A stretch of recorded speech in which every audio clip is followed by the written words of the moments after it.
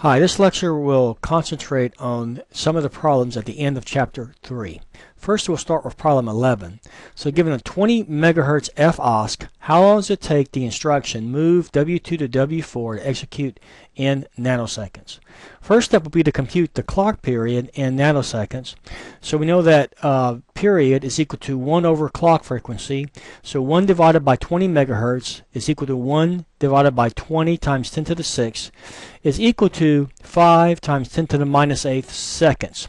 We need to convert this to nanoseconds. We know that there's 1 billion nanoseconds, 1 times 10 to the 9th nanoseconds in 1 second. So multiplying this out, seconds will cancel out. We'll be left with nanoseconds. We get 5.0 times 10 to the 1st nanoseconds, which is going to be 50 nanoseconds.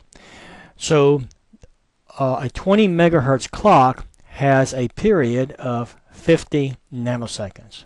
The move instruction takes 2 clock cycles or 1 instruction cycle. So multiplying this out, 2 times the clock period is 2 times 50 nanoseconds, and we get the final answer of 100 nanoseconds.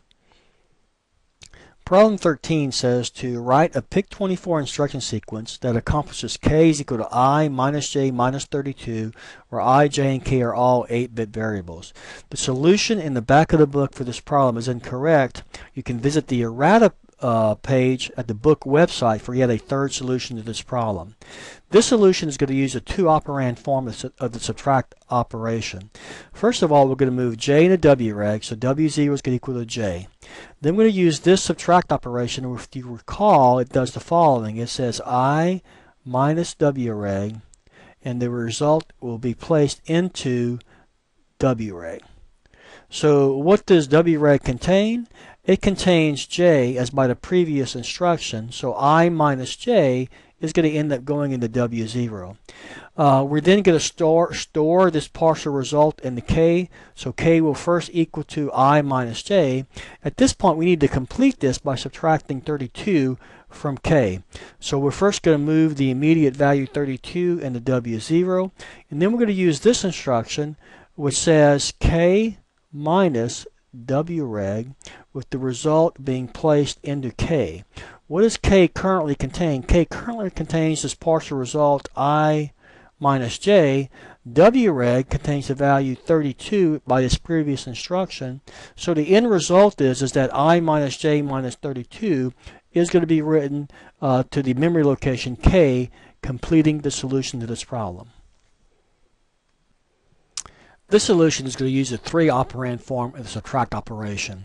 We're going to use w0 to store I, w2 to store the constant value 32, w1 to store j, and w0 to also hold partial results for k as well as the final result of k. So to get started, we're going to move the immediate value 32 into w2, and we're going to leave it there for later use. We're then going to move j into w reg, so w0 is equal to j. Then we're going to move w0 to w1, so that w1 contains j as per this register assignment here. We're then going to move I into w reg, so w0 is equal to I, and now we can perform this subtraction using a 3-operand subtraction, which will say w0 minus w1, which is I minus j, and the result's going to go into w0.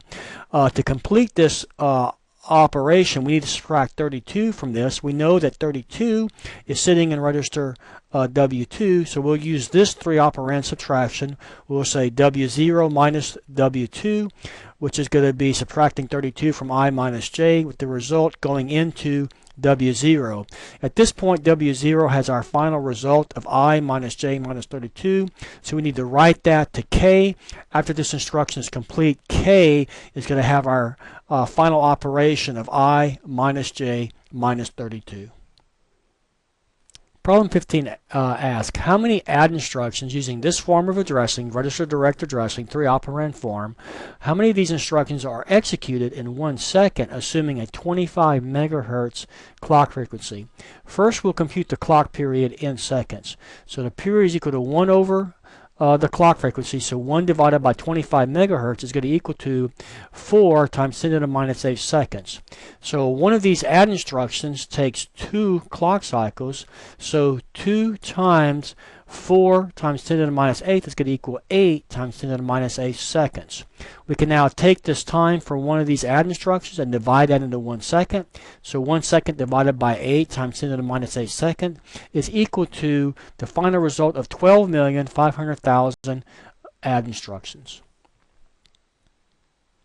Problems 16 through 32 all use table 3.6, which gives some initial values for working registers and also memory locations.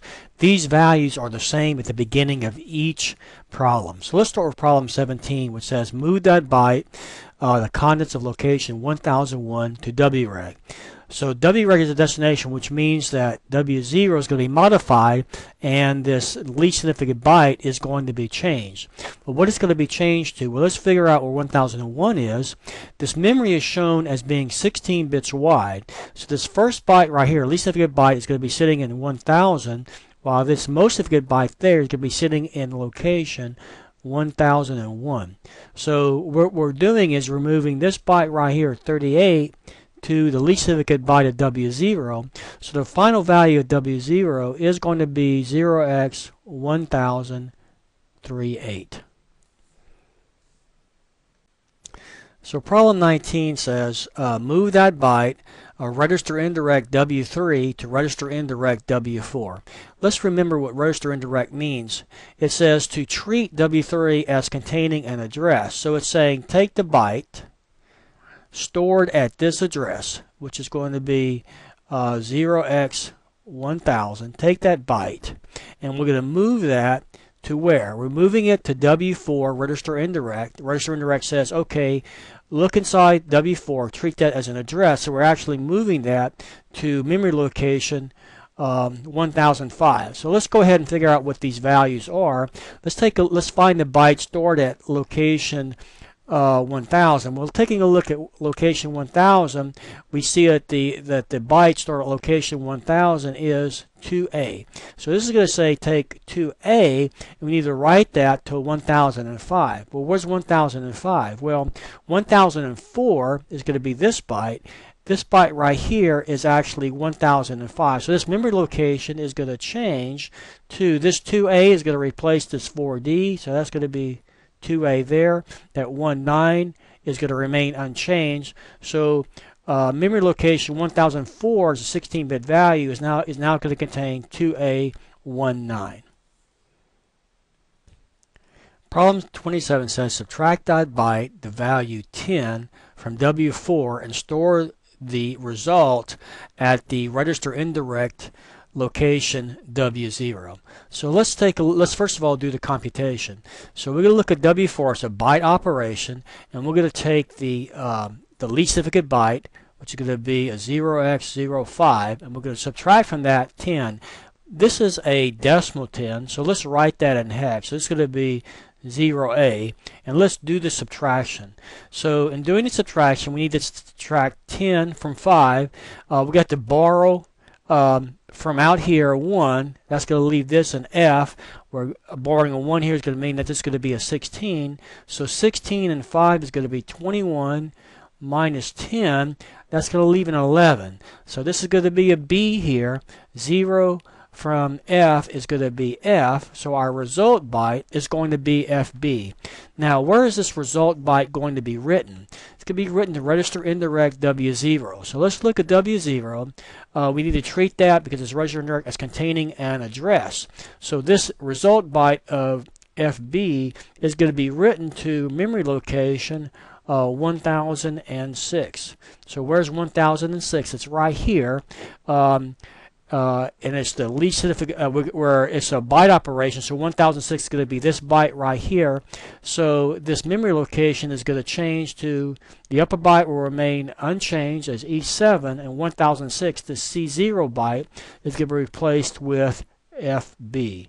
So our final result is that 1006 is going to contain the value E7 FB when viewed as a 16-bit memory. Problem 29 has the instruction decrement to .byte memory location 1008. This is going to subtract 2 from the byte value at location 1008 and place the result back at location 1008. The byte value sitting at location 1008 is a 0, 0. So the operation is going to be 0 minus 2. This is going to force us to borrow across the 0. It's going to leave this an F.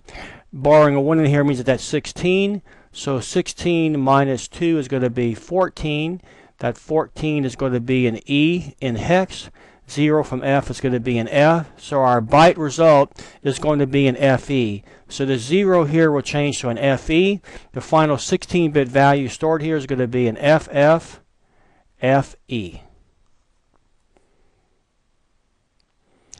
Problem 31 has the instruction increment 2.byte, memory location 1009.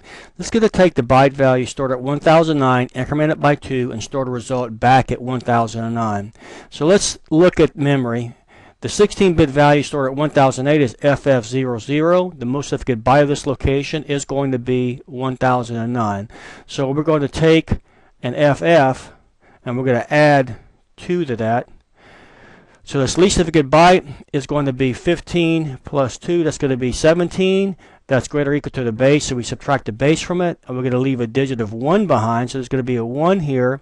We're going to have a carry of 1 to this column. 1 plus 15 is going to be 16. Subtract the base. That's going to leave a digit of 0 here with the carry of 1 out. So our final 8-bit result is going to be a 0, 1. So this upper byte FF will change to a 0, 1. So the final result of this 16-bit value is going to change to a 0, 1, 0, 0.